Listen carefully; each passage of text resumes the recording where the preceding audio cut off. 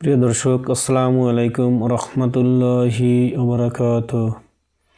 আপনারা যেখান থেকে দেখছেন এবং আমার কথাগুলো মনোযোগ দিয়ে শুনছেন, দেশ কিংবা প্রবাসে, সকলকে জানাই আমার অন্তরের অন্তঃস্থল থেকে শুভেচ্ছা ও অভিনন্দন। আমি কিছুক্ষণ পূর্বে দেখলাম যে জাতীয় পার্টির মহাসচিব ব্যারিস্টার শামীম হায়দার পাটোয়ারির নেতৃত্বে একদল জাতীয় পার্টির প্রতিনিধি এবার কেয়ার হসপিটালে 3বারের প্রধানমন্ত্রী বেগম খালেদা জিয়াকে দেখতে গেছেন।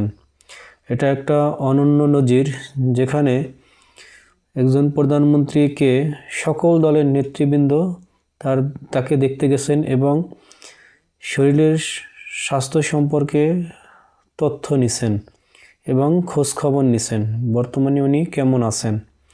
এটা একটা অনন্য দৃষ্টান্ত স্থাপন।